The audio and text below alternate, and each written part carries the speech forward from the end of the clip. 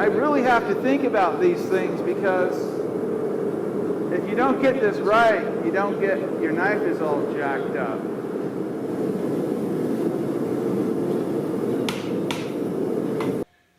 My name is Quinn Jacobson. I'm probably best known for my part in the revival of the wet plate collodion photographic process. It's a process that was invented in 1851 by a guy named Archer, Frederick Scott Archer. And I fell in love with the process almost 20 years ago.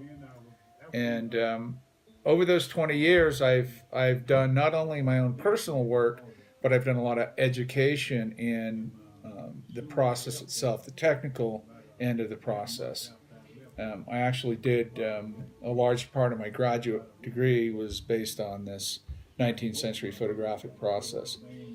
And I also, as a photographer, as an artist, I don't limit myself necessarily to one medium or discipline. I also work in steel, metal fabricator for many years.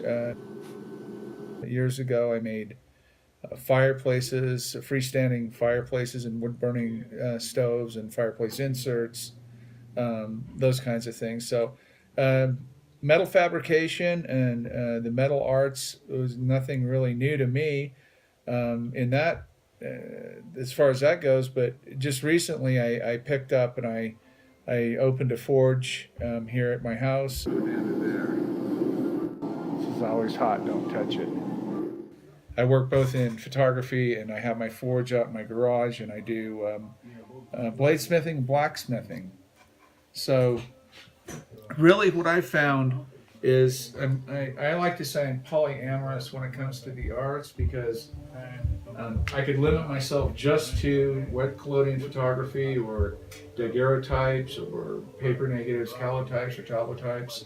I could limit myself to those processes and do, or just even one of those, and do I have enough work to do in definitely 3 or 4 of my lifetimes. So I'm never going to accomplish or come to the end of a process or a craft. And so I like to explore in kind of all of them. And I find that blade making, bladesmithing, and blacksmithing have a lot in common with the type of photography that I do. I actually, ironically enough, make tin types, which are typically steel plates covered in asphaltum. And I pour collodion on them. It's a dark surface. Make the image, underexpose it a little bit, and it reflects back, and it's becomes a positive. So making photographs on steel or metal plates, blacksmithing, hitting steel or metal on an anvil, and making that, shaping that, and conforming those to what you want, an idea, a thought, a comment. And I find they both have very similar things in common. And I don't know, I find the whole experience of making anything by hand a lot more important than maybe sitting at a computer, a keyboard, something that doesn't, I'm kind of baffled sometimes about how our culture sees what we do as far as making things. I love to make things. I don't feel complete or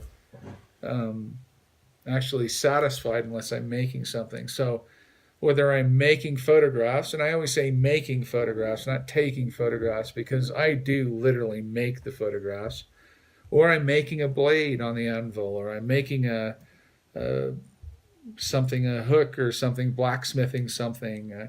As long as I'm making something and it's with the materials that I'm comfortable with and materials that I know, I'm happy. I'm very happy.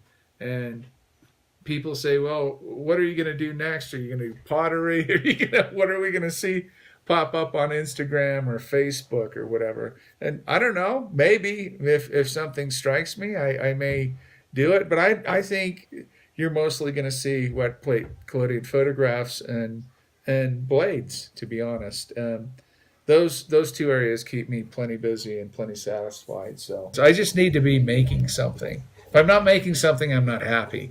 And so it's either wet plate collodion photography and bladesmithing, or a therapist and a bunch of pharmaceuticals. It's I choose this, so that's what makes me happy. Yeah, I'm gonna